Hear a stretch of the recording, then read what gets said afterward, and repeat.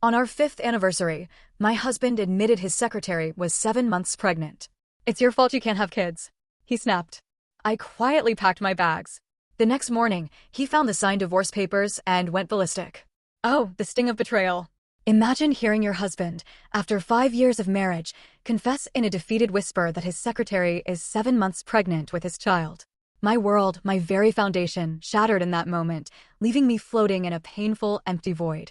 My name is Audrey Robinson, and for half a decade, my husband, Zane, had yearned for a child. Now, as tears welled in his eyes, he pleaded, "Addie, the baby is already 7 months along. Please let her keep it. I'll walk away with nothing, but please don't take this child away from her." I could only nod, my mind a tangled mess. Fine, let Maya have the baby. After all, this was the illegitimate child Zane had begged for, the one he'd wanted for so long. Who was I to stand in its way? The unraveling for 5 years, a child had eluded us.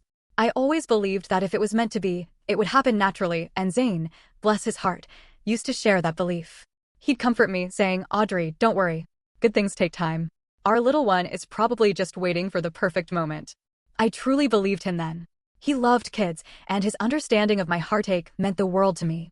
But over the last 2 years, as my in-laws' pressure mounted, Zane began to change. Subtle comments about my inability to conceive became increasingly pointed. Then, without a word to me, he scheduled an appointment with a renowned gynecologist, expecting me to get tested. I was stunned. Rage surged through me, and for the first time in our marriage, I absolutely lost it. "Zane, if anything, you should be tested first. It's so much easier for men." My voice shook, but I wasn't backing down. "If your results are normal, then I'll consider it. That's the fairest, least painful way for both of us." His expression darkened, eyes narrowing with indignation. How could I possibly have a problem? It's been 5 years. Are you really not going to consider our future? Don't you want a baby that belongs to us, one created from our love? His words hit me like a physical blow. He'd flipped the script, accusing me of standing in our future's way, as if he was the only one trying. I barely recognized him. The gentle, loving Zane I knew was gone, replaced by someone cold, calculating, and unexpectedly cruel. Taking a deep breath, I regained my composure. "If you're willing to take the test, then I will too." But I refused to accept one-sided suspicion aimed only at me. His face fell, shoulders slumping as if my words had crushed him. The warmth in his eyes, once so vibrant, had vanished, replaced by an unsettling coldness. From that moment, Zane changed. Business trips became more frequent, each one longer than the last. When he was home, he was distant, his mind clearly elsewhere. My stories barely registered, his responses were half-hearted. When I asked about his work, hoping for a glimpse into his world, he'd just smile and brush it off. We weren't even polite acquaintances anymore, just two people bound by marriage, drifting so far apart that mutual respect felt like a distant memory. The ring, I foolishly believed it was a phase, that his neglect was temporary, a result of work pressure. I convinced myself it would pass. But then, Zane came home from another trip, and for the first time in 5 years, I saw something that made my heart stop. A simple detail that screamed volumes: his wedding ring was gone. That ring, the one I had designed myself. From the first draft to the final polish, I'd spent over 30 nights meticulously perfecting every curve, every facet. My professional world knew me for my precision, but designing my own wedding ring, I was a nervous apprentice. Zane had been there through it all, sitting beside me night after night, offering quiet support, listening attentively as I explained every choice, every meaning. He understood the love and hope I poured into that ring, the dreams we had for our life together, all captured in that one piece of jewelry. Suppressing the ache swelling in my chest, I forced a casual tone. "Where's your ring?" He glanced at his bare finger, as if noticing it for the first time, his face calm, unaffected. Then he chuckled softly. "Oh, I took it off when I went swimming and forgot to put it back on." His words, so nonchalant, hit me like a punch. The emptiness in my chest deepened, spreading like a cold wave. I couldn't fool myself anymore. This wasn't a phase. Zane was a man of details. If he could forget something as significant as his wedding ring, it meant something deeper was missing. It meant he no longer cared about what that ring represented. A wedding ring was never just a detail. It was a symbol, a promise. And now that promise felt fragile, almost non-existent. I swallowed hard, a lump in my throat. I had to talk to him. I had to understand what had changed, what had gone wrong. The confession, but before I could gather the courage, before I could even bring it up, something shifted that night. The night I'd planned to share my excitement about the diamond ring I designed becoming our company's bestseller. That was the night he spoke first. "Audrey," his voice heavy, serious, yet devoid of emotion. "I need to tell you something." My heart skipped a beat, my breath catching. The words that followed felt like a blade. Leia, my secretary, she's pregnant. 7 months now. 7 months. My mind raced, doing the math. That was right after our argument about having children. That was when everything changed between us, when Zane started to pull away. The signs had been there all along. If only I'd been willing to see them. His apology followed, soft and hollow. Audrey, I'm sorry. I was drunk. I wasn't thinking. It was just that one time, I swear. I've never traveled alone with her since. His voice felt distant, muffled, his words not reaching me, just bouncing off the walls of my mind, doing nothing to ease the pain. My hands shook as I reached for my glass, trembling so intensely I didn't realize I'd let it slip. It crushed, shattering into 1,000 pieces, each shard reflecting the brokenness inside me. As those fragments scattered, so did the last remnants of my breath. My throat tightened, lungs squeezed. The weight of his words pressed down like a suffocating fog. 7 months pregnant meant the due date was only 2 or 3 months away. He had known all along. And by doing nothing, he'd silently allowed this child to grow. The betrayal felt even more unbearable, knowing he'd chosen inaction, allowing the pregnancy to progress without regard for how much it would devastate me. Leia tried to terminate the pregnancy last month. Zane's voice broke the silence, a confession. She and I both wanted to correct our mistake, but it didn't work. Her body's been weak ever since. His voice was sincere, eyes pleading for understanding, for absolution. It was clear, he truly believed his desperate attempt to fix his mistake would somehow redeem him. But did he really think I was so utterly devoid of self-respect that I would accept another woman's child into my marriage? Did he think I could just forgive him? A failed abortion. What a pathetic lie. His words were just an attempt to show he'd tried to make amends after his infidelity. But the truth was, the baby had been too strong, too determined to be erased. So now, here he was, left with no choice but to face the consequences. The flood of information hit me like a wave, threatening to drown me. But I forced myself to stay calm, to push emotions down, to keep control. I wouldn't let him see the turmoil, wouldn't let him see how much this was destroying me. So Zane, what exactly do you plan to do? I asked, my voice steady, betraying none of the anger or heartbreak churning within. When he saw I wasn't responding with immediate fury, he seemed to relax, thinking I was coming around. After a moment, he grabbed my hand, his grip eager, excited. Once she gives birth, we can raise the child as our own. He smiled as if offering a gift. We'll give her a sum of money and send her far away from Oceanside City. This way, she won't have to suffer anymore. Doesn't that sound good? His eyes were hopeful, waiting for me to agree. At that moment, my nails dug into my palms. The sharp sting of pain barely enough to keep me from laughing aloud at the absurdity. It was almost too much to bear. Despite my best efforts, my eyes burned with unshed tears, the injustice threatening to spill over. So Zane, you knew all along. You knew how much I struggled with infertility, the emotional toll, the heartbreak each month. And yet, when you accused me of being selfish for not bearing children, it wasn't because I didn't want to. It was because I couldn't. You knew all of this. And still, you chose to betray me, to put another woman's child into our lives, into our marriage. How ridiculous. How utterly pathetic. Zane, how did you become this person? Or perhaps, I never truly saw you for who you were. We'd been together for 8 years since university. He was student council president, I was head of etiquette. We were the perfect couple, the envy of our friends. He'd been shy, uncertain, but over time, he'd grown into someone passionate, devoted, loving. We'd built our lives together. I truly believed we were soulmates. For 8 years, he'd never once faltered, treating me with nothing but kindness. Our friends, even my notoriously difficult father, sang his praises. Everyone said we were the epitome of love, the couple others should aspire to be. And I believed them. I believed if anyone in this world was meant to be with me, it was Zane. But now, standing before me, was a man who expected me to accept the child he'd conceived in betrayal, a product of his infidelity. And he had the audacity to tell me it was for my own good, to spare me from suffering. Zane, when you wear a mask for too long, taking it off will tear your skin. Seeing you in this pathetic state now, it's nothing short of disgusting. There was no way in hell I would ever accept this, would ever allow myself to be the woman who tolerated such a betrayal. No forgiveness in my heart. Not for this. Not for him. If Zane had persuaded Leia to have his child, there must have been a promise, a temptation.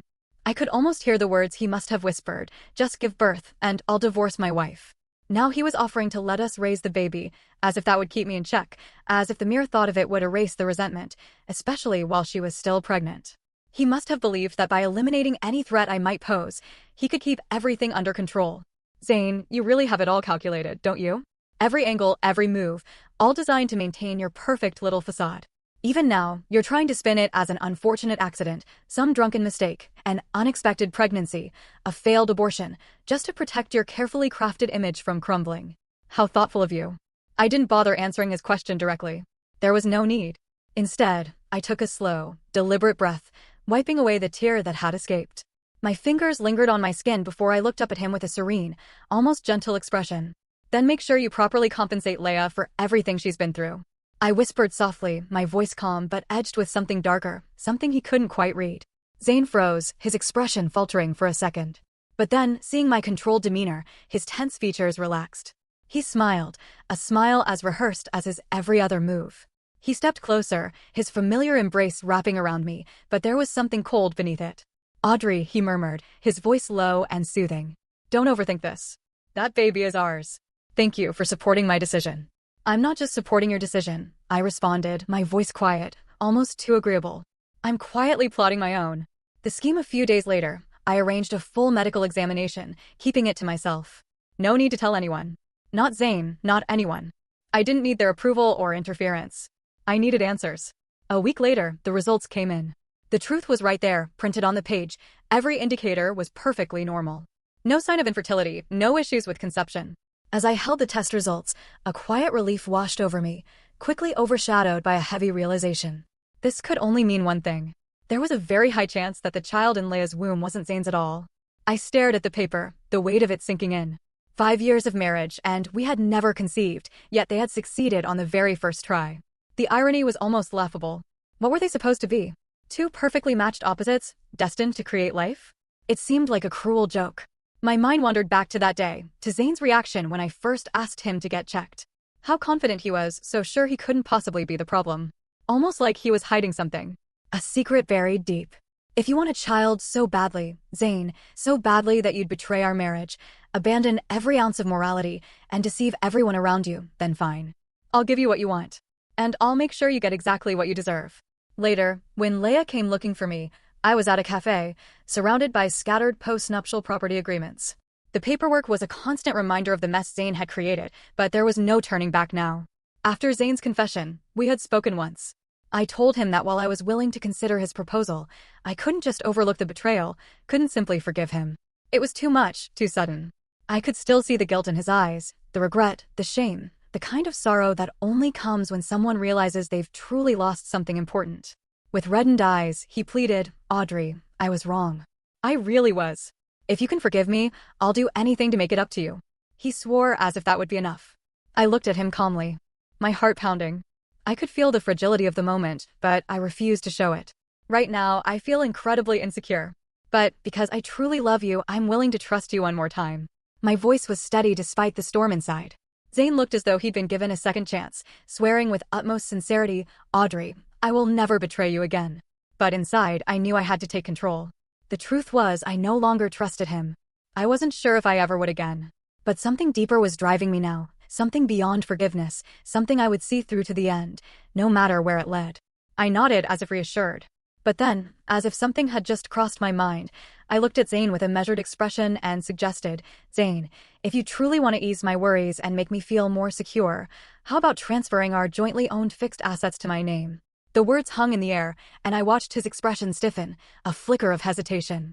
But I didn't give him time to think. I pressed on, determined to make him understand my need for reassurance. Zane, I genuinely want to continue our life together. That's why I'm only asking for this arrangement, to give me some peace of mind. I paused, my voice steady despite the turmoil. If I truly wanted to leave you, I could just file for divorce. It's not like I'm trapped here. We've been together for 8 years. I can't just let go that easily. I will accept this child and raise them as my own. I'm willing to give you another chance. As the words left my lips, my voice trembled slightly, betraying the raw emotion I'd tried so hard to suppress. A single tear slipped down my cheek, and I quickly wiped it away, my composure faltering for a moment. Zane, who had initially hesitated, fell silent. The room grew heavy with tension. His gaze fixed on the floor, his mind seemingly at war. He was processing what I'd said, weighing the implications. But eventually, after a long pause, he spoke. He chose to believe in the woman he'd spent 8 years with, the one who'd always been obedient and reasonable. He believed I couldn't possibly turn the tables on him, that everything was still under his control. Oh, how arrogant he was. A week later, Zane transferred all the fixed assets we'd acquired after marriage into my name, and the documents were officially notarized. He did it partly out of guilt, but mostly to keep me from leaving. He was afraid. Afraid that if I realized too soon I might be cast aside, I would do something drastic. So, with this gesture, he tried to placate me, to keep me from making any decisions he couldn't control. The showdown when Leia showed up today, I knew this moment had come. I deliberately slowed my movements as I gathered my paperwork, ensuring the notarized documents were in plain sight on the table. I wanted her to see them, to feel the weight of what Zane had just done. She sat across from me, her expression neutral at first, but as soon as her eyes landed on the papers, her face tightened. The change was almost imperceptible, but I saw it. Her entire demeanor darkened in an instant. "Zane gave you all the properties?" she asked, her tone laced with barely concealed anger, her eyes narrowing. I smiled at her, calm, almost amused. I wanted to show her I was unshaken, that her anger couldn't touch me. "It's just some compensation, that's all," I replied coolly. "Why are you here, Leia?" For a moment, she said nothing, absently running her heavily adorned fingers over her round belly, her gaze flickering toward me as if trying to gauge my reaction. But when she saw how unbothered I was, disappointment flickered in her eyes. Her fingers tightened slightly around her cup, and she seemed to deflate, the confident air slipping away. Finally, after what seemed like an eternity of silence, she spoke, her voice soft but deliberate. "Sister, I came here today to apologize to you." I raised an eyebrow, surprised by the sudden shift in tone. Her apology felt too calculated, too measured, but I remained silent, letting her continue. "I've been pregnant with Zane's child for 7 months now," she said, her voice timid, but her hand never stopped caressing her belly in that deliberate, almost provocative motion. I gave her a small nod, my face betraying nothing. I calmly lifted my coffee cup and took a sip. "He already told me," I said, my voice smooth.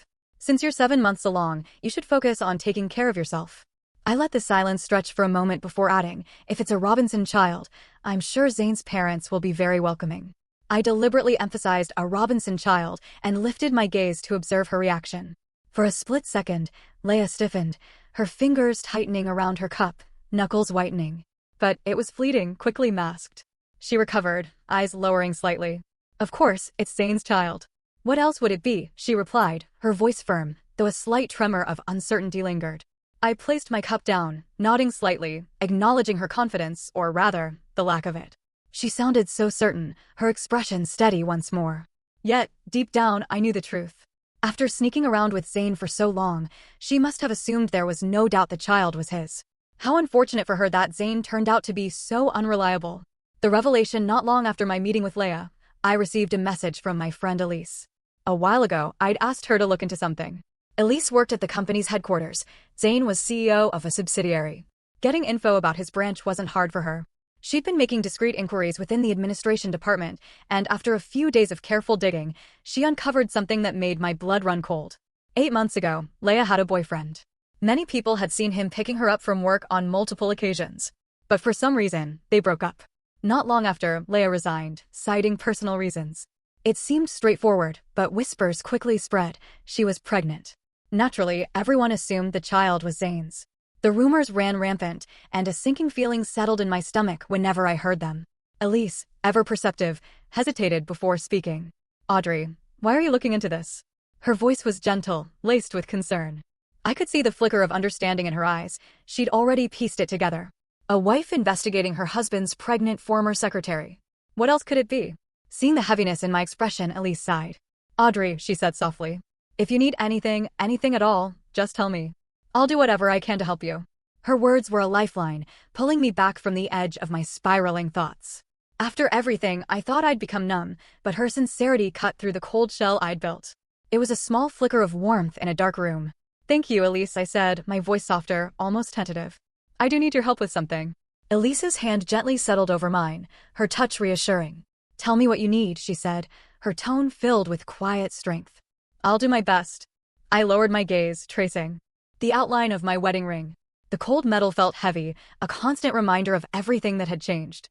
A bitter smile tugged at my lips. "Can you find out more about Leia's ex-boyfriend?" I asked, barely a whisper. Elise didn't hesitate. For someone as socially adept as her, tracking down a person within Oceanside City's professional circles would be a matter of a few calls. The uninvited guest that morning, after the new quarter's product development meeting, I suddenly felt unwell. I left the office early, needing to rest and collect my thoughts. As I stepped out of the elevator and walked toward my apartment, I was caught off guard by an unexpected sound. Voices, raised voices, drifted from behind the door. The unmistakable sound of a heated argument, sharp and unnerving. I stopped in my tracks, my hand hovering over the smart lock, the familiar click feeling distant. I strained to hear, then caught the first words. "You actually put all the properties under Audrey's name?" Leia's voice, high-pitched, shrill with desperation. "Then what will I have left after marrying you?" Inside, Zane was silent, but the tension was palpable. Hearing this, a faint, almost imperceptible smirk tugged at my lips. So, my carefully planted information had worked. Leia had taken the bait. She was upset about the prenuptial property agreements, just as I'd expected. "Come on, Leia," Zane's voice broke through, laced with frustration. "It's just some houses. I have other assets." A loud crash echoed, followed by the unmistakable sound of porcelain shattering. My heart skipped a beat. What was happening? Then came Leia's bitter, mocking laugh. "What do you think, Zane? I've been suffering through pregnancy for 10 months, and I get nothing, while that woman does absolutely nothing and walks away with a dozen properties under your name. You think I'm an idiot?" I pressed my hand to my lips, barely suppressing a laugh. For someone I once thought of as a master manipulator, Leia was surprisingly impatient. She had leverage, still had the upper hand, but here she was, throwing it all away in a fit of rage. It was almost childish. The argument escalated, words becoming more frantic, more desperate. Leia's voice cracked as her cries grew louder. Then, through the noise, I heard something that made my eyebrows shoot up. "I'll abort this baby right now." Leia's voice trembled with raw emotion.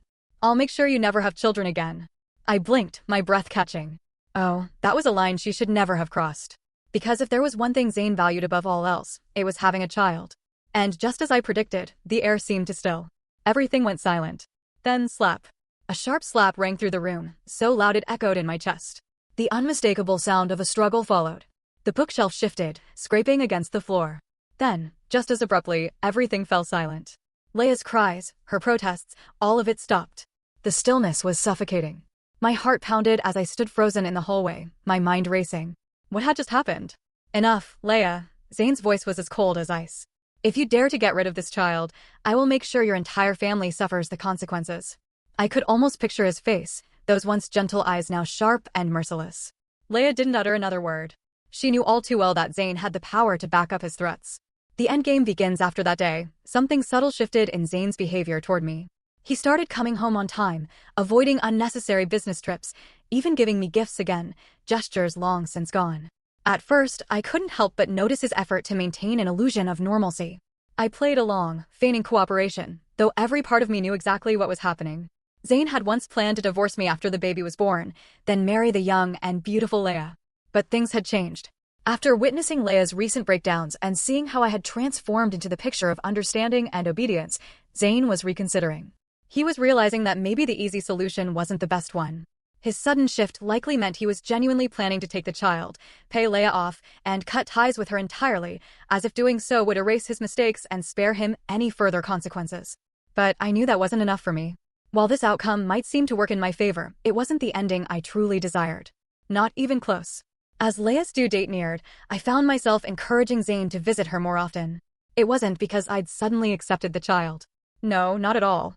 I wanted him to invest more emotions and energy into this baby, to bind himself to it, so that when everything eventually fell apart, his disappointment would be that much more crushing.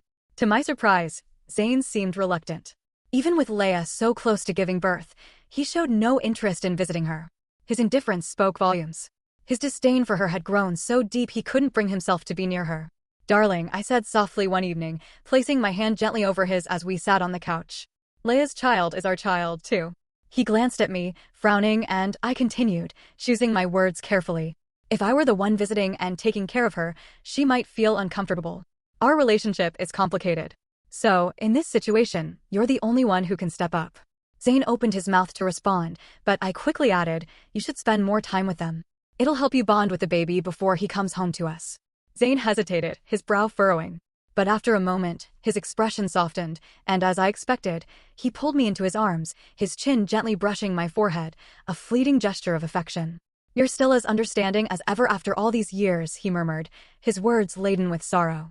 "If only we could have a child of our own, that would be wonderful." His voice cracked, as if the thought of what we might have had, what we could have shared, was slipping further out of reach. There was deep regret in his words, a genuine longing. but it only made me more aware of the gap between us.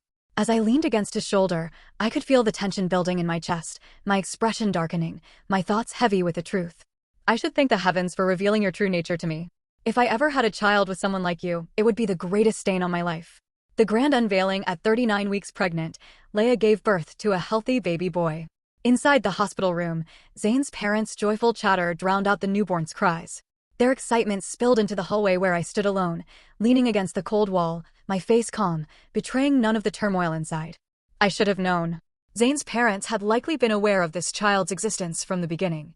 From the start, they had conspired with Zane and Leia, turning a blind eye to the betrayal that had tainted everything. And now they were here, celebrating the birth of a child whose origins they had chosen to ignore. As I stood there, an old memory surfaced, my wedding day, kneeling before Zane's parents, offering them tea. Zane's mother had been overwhelmed with emotion, tears in her eyes, her voice trembling. But now, as I listened to her laugh in the hospital room, her joy echoing down the hallway, I couldn't help but wonder, had all of that emotion been real, or a performance for my benefit? Friends and family had watched in awe, whispering, "This is the first time I've ever seen a mother-in-law cry out of sheer happiness when hearing her daughter-in-law call her mom for the first time." After we married, Zane's mother took pride in introducing me at every elite gathering. With a beaming smile, she'd tell everyone, "This is my daughter-in-law, Audrey. She's kind, intelligent, and the lead designer at Starlight Jewelry. Zane is incredibly lucky to have married her." Back then, everyone believed it, including me. Everyone thought I, Audrey, had a near-perfect marriage, a successful and devoted husband, kind and loving in-laws. But looking at the situation now, what a cruel joke that was. Pushing those thoughts aside, I knocked on the door and stepped inside, placing the freshly made soup on the table. Just as I was about to turn and leave, Leia's voice stopped me. Seeing me pause, she turned to Zane's parents with a deliberately sweet and obedient smile. "Mom, Dad, could you step out for a moment? I have something to discuss with Audrey." Zane's parents hesitated, their expressions shifting with unease. After a moment, they nodded and left, though the awkwardness and worry in their eyes were unmistakable. I understood their concern. They were afraid that if Leia and I were left alone, something unexpected might happen. The thought left a bitter taste in my mouth. How quickly the warmth of family could turn cold. As soon as the door clicked shut, Leia's gentle demeanor vanished. Her gaze sharpened into a cold, triumphant glare. "Audrey, you've already lost. Mom and Dad just told me they're ready to have Zane file for divorce. Did you really think he was going to take the child and raise it as yours? That was just a temporary excuse to pacify you. Now that the baby is safely born, you're no longer needed. Enjoy your last days as Mrs. Robinson while you still can." She spoke like a victor standing over the defeated, delivering her final verdict. But her taunts barely stirred any emotion in me. Calmly, I ladled the soup into a bowl. The insulation was good, steam still curled upwards. I glanced up at Leia. Her complexion was dull and shallow, her youthful glow completely drained. Childbirth had aged her visibly and significantly. She was 3 years younger than me, yet now she looked older by at least 5. I didn't bother arguing. Instead, my gaze shifted to the baby in her arms. His skin was noticeably darker, almost unnaturally so. Zane had been fair-skinned since childhood, and Leia, before pregnancy, had always been pale and delicate. Yet this baby, if he got any darker, he might as well be from an entirely different lineage. I arched a brow slightly, then smirked, my voice deliberately taunting. "Oh, Leia, I hope you're not getting ahead of yourself. Brag all you want after you actually set foot in the Robinson household. Otherwise, you're just working hard to prepare my victory gown for me." My words struck a nerve. Leia's eyes filled with hatred, her entire expression twisting with malice. A sudden wave of unease crept over me, and sure enough, Leia's fingers tightened around the baby's tiny arm, a sharp pinch. In an instant, angry red marks bloomed on the delicate skin. The baby's cries filled the hospital room right on cue. Zane's parents burst back in, panic written all over their faces. Before I could even process what had happened, Leia's voice rang out, shaken, distressed, and dripping with accusation. "Mom, Dad, you have to stand up for us." Audrey said she wanted to see the baby, but the moment I looked away, she pinched him. "Look, his arm is swollen." My in-laws immediately pushed past me, rushing to examine the child, and the moment they saw the red marks, Zane's mother's expression darkened. The warmth she once had for me was completely gone, replaced by resentment and disappointment. I shook my head slightly, silently denying the accusation. But I already knew the truth wouldn't matter, because to them, between their daughter-in-law of many years and a mother who had just given birth, they would always believe that a mother would never harm her own child. As the baby's cries echoed, Zane's mother exhaled slowly, pausing before speaking in a low, measured tone. Audrey, you've seen it yourself all these years, and you still haven't been able to bear a child. Although we truly like you as our daughter-in-law, we cannot ignore certain pressures. Now that Leia has given birth to Zane's son, we want to offer you some compensation. Even if you divorce Zane, we will always be family. Hearing this, the tension in my heart finally eased. Then, unable to hold back, I let out a soft chuckle.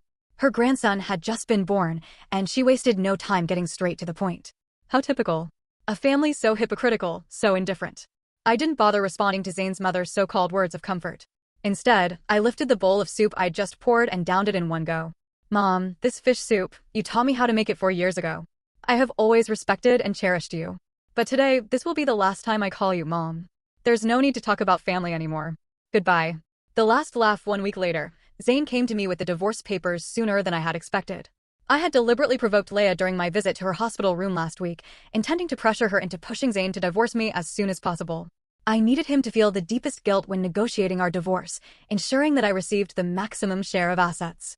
Otherwise, with the way Zane was growing increasingly frustrated and helpless toward Leia, I genuinely feared he might choose to keep the baby, but discard the mother. Fortunately, Leia and Zane's parents did not disappoint me. I looked up at Zane, my face carrying the same familiar gentle smile. But he looked utterly exhausted. His usually well-groomed hair was unkempt, hanging messily over his forehead, the dark circles beneath his gold-rimmed glasses evident. His entire demeanor exuded fatigue. Zane clutched the divorce papers tightly, his gaze shifting between the document and me, his expression conflicted and pained. After a long silence, he finally spoke. Audrey, I'm sorry. I swear I never wanted to divorce you, but I had no choice. Leia is threatening me with the baby. My parents are siding with her, pressuring me endlessly, so I had no other option. He slowly pushed the divorce agreement toward me. Lowering my gaze, I focused on the asset division section. Since we had already notarized the property under my name, there was no dispute there. 15 properties across various locations and 7 luxury cars. As for Zane's savings and company shares, he had written an 80-20 split, 80% to me, 20% to him. That genuinely surprised me. I had consulted a divorce lawyer beforehand. In cases where one spouse is at fault, they typically receive 10% to 20%. Less in the settlement. I had planned to contact my lawyer and fight for at least 70% if Zane's offer was anything lower. But now, this arrangement saved me the trouble. Just as I picked up the pen to sign, Zane suddenly grabbed my hand. His eyes glistened with unshed tears, and his voice trembled. Audrey, I know you've suffered. I truly thought everything would go as I planned, but Leia has been threatening me every day. She says if we don't divorce, she'll jump off a building with a baby. I had no choice regarding the financial compensation. Don't worry, I will transfer everything to your name immediately. And in the future, if you don't have children of your own, you can treat our son as yours. A wave of disgust surged through me. I withdrew my hand, my expression cold and indifferent. There's no need for that, Mr. Robinson. From now on, take care of yourself. With that, I picked up the divorce papers and walked away without looking back. Zane had no idea if I ever wanted a child, I would have one of my own. But as for him, that was no longer an option. The aftermath over the next 2 weeks, I sold off all the company shares Zane had allocated to me at a high price. The profits were significant, and as I stared at my bank account balance, I couldn't suppress a satisfied smile. Then, I received a message from Ezra Sullivan, Ezra, Leia's ex-boyfriend. In fact, the week Leia gave birth, Elise had already tracked him down, but at the time, I chose not to meet him right away. I told Elise to wait until my divorce was finalized. Now that the company shares had been sold, the timing was perfect. When I finally met Ezra, I didn't bother with pleasantries. His appearance was rugged and unrefined, resembling someone from a remote countryside, a far cry from what I'd expected. I sat across from him and pulled a photograph from my bag, Leia holding a baby, standing alongside the Robinson family. Ezra glanced at the picture, but showed little reaction. He recognized Leia, but his response was indifferent. We've already broken up. This has nothing to do with me. I sighed, resisting the urge to roll my eyes at his obliviousness. Still, I kept my patience and nudged him further. If we go by the timeline, Leia got pregnant around August of last year. At that time, were you absolutely certain you had already broken up? Or, to put it more bluntly, are you sure you didn't sleep together after that? Ezra's brows furrowed slightly. For a moment, he seemed lost in thought, sifting through his memories.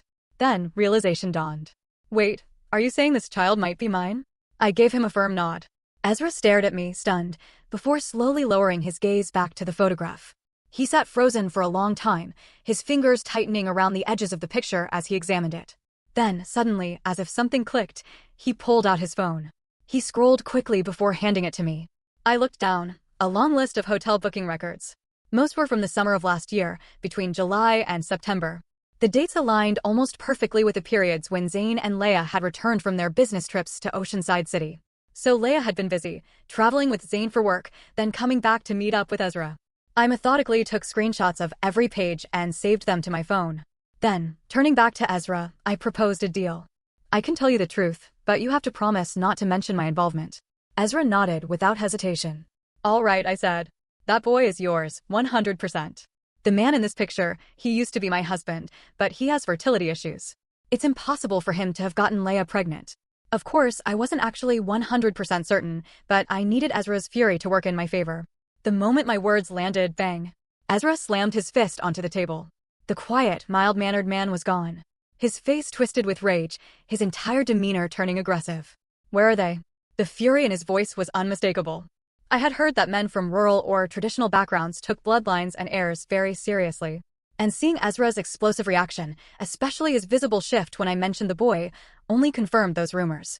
Without hesitation, I handed him the addresses of Leia's postpartum care center and Zane's company. Ezra gripped the paper so tightly his knuckles turned white. He was clearly seething, barely keeping his emotions in check. Yet, before storming off, he still managed to turn back and thank me. After all, if I hadn't revealed the truth, he might never have known he had a biological son, one that Leia had been using as her golden ticket to wealth. Karma's sweet melody. The next time I heard about Leia and Zane, it was from the local trending news. I clicked on the leaked report, and there he was, Ezra, standing in front of Zane's company headquarters and the postpartum center, holding up a massive banner. The words written across it were bold and impossible to miss. Company CEO Zane and my ex-girlfriend Leia, return my son to me. Seeing this, I couldn't hold back my laughter. I scrolled down to the comments section. Over 1,000 comments had already flooded in. Most said the same thing, just get a paternity test. Nothing else matters. Honestly though, that kid looks nothing like the CEO. He's way too dark-skinned. No test needed. We already know who the real father is. Apart from the paternity test, others began to speak out, saying, Zane just divorced his ex-wife in July, and the child was already born by then. It's clear that the affair is undeniable. This CEO looks so familiar. Why do I feel like I've seen him at a urology clinic? At this point, my fingers froze. A urology clinic. If what this netizen was saying was true, Zane must have known from the start that his fertility was an issue. Yet, he still went on to make all these despicable choices. The public uproar quickly gained momentum, and the trending topic shot to the top of the local news charts in Oceanside City overnight. The company's stock price plummeted. I looked at the substantial sum of money in my bank account and couldn't help but feel a sense of satisfaction. This was exactly why I hadn't contacted Ezra before the divorce. If Ezra found out, he would have immediately caused a scene. And if I had divorced Zane afterward, the shares I would have received would have already lost much of their value. But now, after selling the shares at a high price, I could finally let Ezra make a fuss. This was the best course of action. The trending topic stayed at the top of the local news for an entire day and night before finally losing some of its heat. At that point, Elise came to me with the latest gossip. Did you hear, Audrey? The child really isn't Zane's. Yesterday's drama caused such a stir. So many people went to that maternity center just to watch the chaos. Zane must be completely furious, insisting on having the paternity test done. Word is, the secretary almost jumped out of the maternity center window to avoid the test. And when the results came in, the Robinson family looked absolutely pale. As Elise spoke, she pulled out her phone and opened a group chat called Oceanside City Gossip. There were dozens of videos shared. One video, lasting about 20 minutes, showed Leia, disheveled and wearing a hospital gown, kneeling and grabbing Zane's sleeve, begging him not to conduct the paternity test in front of everyone. Zane kicked her away, even stepping on her stomach a few times, his eyes bloodshot, using the foulest language to insult her. Zane's parents just stood by silently, wiping away their tears. About 5 minutes later, Leia suddenly rushed toward the window as if she'd lost her mind. She tried to jump from the 8th floor. It was only with the help of onlookers that she was stopped. But she kept shouting, "You useless man. No wonder you and Audrey couldn't have a child after 5 years. You blame me for cheating, but you're the one who's broken. Pathetic. Which woman would ever have a child with you, Zane? You'll never have heirs in this life." Elise laughed uncontrollably, leaning closer to me as she continued. There's another video where Zane receives the paternity test results. In the video, Zane held the report, his face grim. He then tore the report to shreds, furiously punching the hospital wall. The punch caused his hand to bleed. Meanwhile, Leia, sitting nearby, looked like a woman in her 40s or 50s. her eyes vacant and her skin a dull yellow. In her early 20s, her face had already begun to sag beyond recognition. She stared blankly out the window, completely indifferent to the noisy crowd of onlookers and reporters. Elise snickered, mocking. Now Zane's been cuckolded, his reputation in ruins, double trouble for him. Leia's dreams of entering high society are shattered. And now everyone's mocking her. Hilarious. Seeing this, I couldn't help but feel a sense of joy inside. In just a few months, I had gone from being the one betrayed and discarded by the Robinsons to now holding the majority of the Robinson family's assets. And I had also gotten rid of a husband who was nothing but a useless, infertile man. With that thought in mind, I smiled and put my arm around Elise.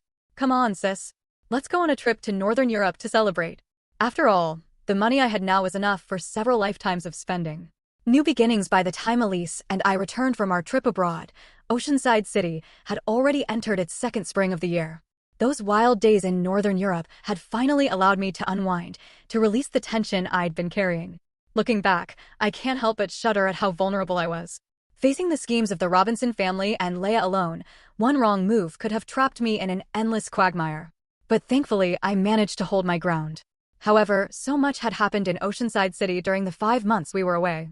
Zane, caught up in his affair before the divorce, was fired from his job at Oceanside Corporation for mishandling personal matters. The scandal destroyed his career, and the industry blacklisted him completely. In his fury, Zane directed all his anger at Leia. Neighbors of the Robinsons reported seeing Leia battered and bruised, going out to buy groceries, and late into the night, the sounds of domestic violence echoed from their home. During our trip, I had received a call from Zane's mother. Her voice was trembling, full of tears as she pleaded for help, asking if I could send some money to assist them. She told me Zane couldn't handle the blow and had been drinking and wandering aimlessly. Recently, he'd been diagnosed with a difficult-to-treat illness. Leia too had suffered a mental breakdown and was admitted to a psychiatric hospital. Now both of them needed money for treatment, but the Robinson family had already been drained dry and couldn't afford it. I listened to Zane's mother's cries, but I didn't offer much of a response. I gave a few short answers and ended the call. To be honest, by the time I heard this, I had no sympathy for them. Instead, I found a strange sense of satisfaction in their misery, almost like a form of entertainment. Zane and Leia's fate was what they deserved. Whatever they went through next, I no longer cared. I would only focus on myself. In the following days, I turned my attention to designing my new quarterly collection, a starry-themed ring for single women. When I was married, my designs focused mainly on wedding bands. But now that I was divorced, my focus had shifted. This change in my identity brought new thoughts and inspirations. I wanted to encourage other women facing difficulties in marriage or relationships to be brave and embrace it. A single woman's ring is a great idea, but why the star theme? Stars always accompany the moon. It doesn't seem to reflect the core concept of female independence and self-sufficiency. I almost found myself at a loss for words. But then suddenly, I remembered the sky full of stars I had seen in Northern Europe. Actually, most stars are independent celestial bodies shining with their own light. They don't rely on the moon to exist. Just like you and me, we are independent individuals. We don't need to rely on anyone or any relationship to define our existence. My words seemed to resonate with the group, and the idea of a starry-themed single woman's ring began to take shape in a new light. The room fell silent for a moment as my words hung in the air. I could see the faces around the table, some with a hint of surprise, others with new understanding. The atmosphere shifted from doubt to curiosity, and I could feel the energy of the meeting changing. One of the senior designers, a woman who had been skeptical at first, leaned forward. I see what you're saying now. It's not just about the star design. It's about empowerment. It's about showing women that they can shine on their own without needing anyone else to validate their worth. She smiled, her tone warmer than before. Encouraged, I continued, my voice steady and confident. Exactly. This ring isn't just a piece of jewelry. It's a symbol for every woman who has walked away from a relationship that didn't serve her. For every woman who has chosen herself over societal expectations. This ring will be a reminder that she is enough on her own. The others nodded, some taking notes, others exchanging glances that spoke volumes. I could tell that the idea was finally beginning to take hold. The theme wasn't just a design concept, it was a message. A message I was passionate about, something that came from my own journey, my own transformation. The rest of the meeting went smoothly. Ideas flowed more freely, and everyone seemed energized by the new direction. As we wrapped up, the design team was already brainstorming ways to bring the starry-themed ring to life, and I could sense a real excitement in the air. As I walked out of the meeting room, I felt a sense of accomplishment. It wasn't just about the designs anymore, it was about creating something meaningful, something that could make a difference in the lives of women. For the first time in a long while, I felt like I was truly on the right path. I had started this journey unsure of myself, unsure of my future. But now, with each step I took, I was becoming the woman I had always wanted to be. Strong, independent, and unapologetically myself. And that, I realized, was the greatest design of all. Thank you for watching today's story. Take care. Good luck.